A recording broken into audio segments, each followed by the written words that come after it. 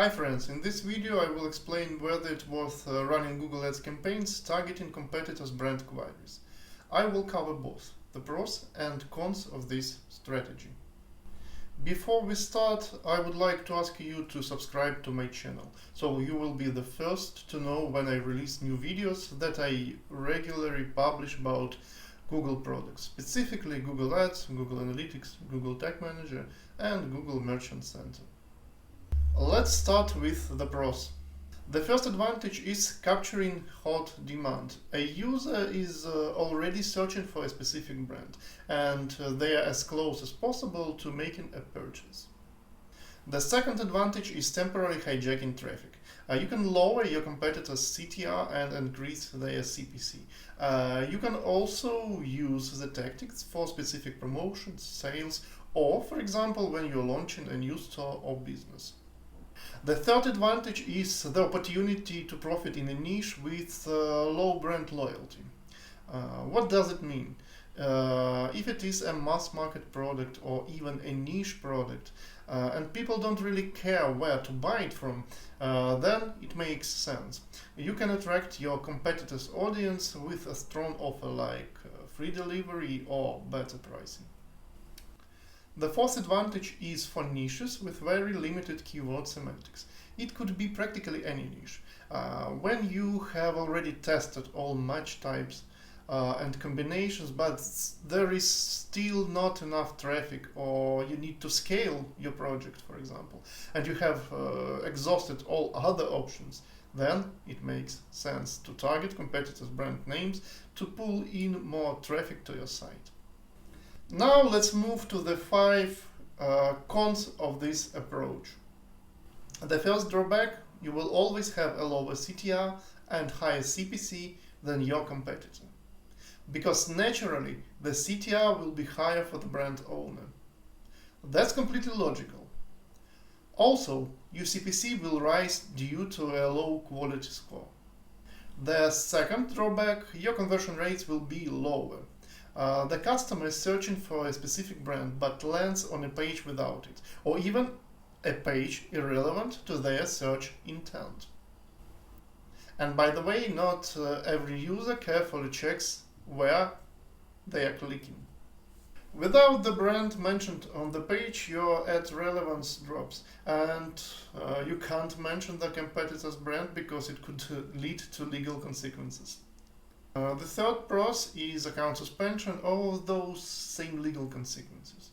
If you use a competitor's brand name in your ad headlines, descriptions, or ad extensions, and by the way, this often happens when advertisers or business owners use dynamic keyword insertion, you might unintentionally use someone else's brand.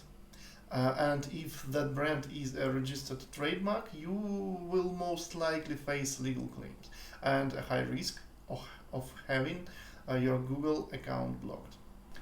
The fourth drawback is expensive and unstable traffic. It's not your audience, it is rented demand that you are overpaying for. The fifth drawback is no long-term value. You are not building your own brand, not growing your clients base, and not working on customer retention.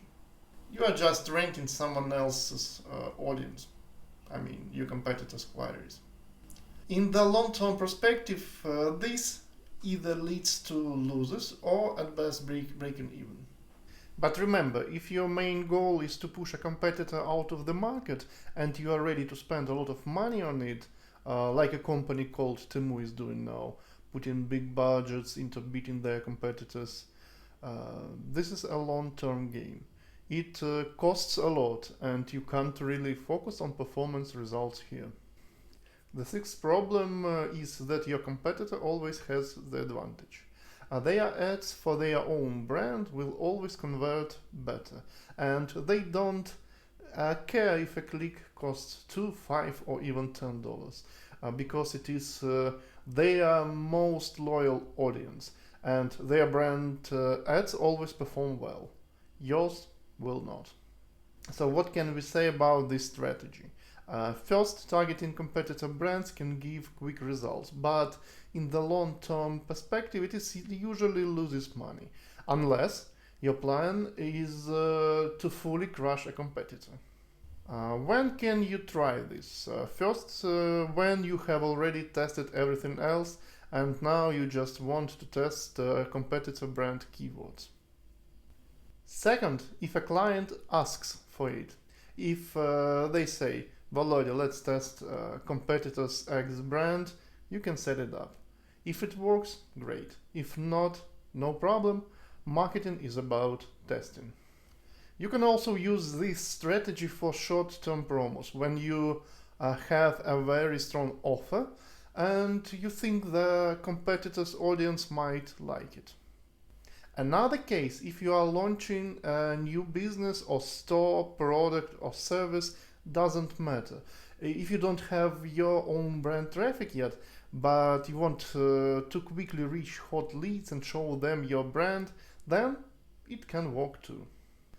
But remember, if your goal is to build brand awareness, to let people know about your product or service, don't focus too much on performance metrics here. Still, building a business only on this is really a bad idea. As a test, sure, you can try it. But most of the time, in my experience and in accounts I have audited, this strategy almost never worked, even in short or medium term. Drop a comment, have you tried this? What result did you get? And don't forget to subscribe to the channel for more useful videos about Google Ads, Analytics, Tag Manager and Merchant Center. Ciao!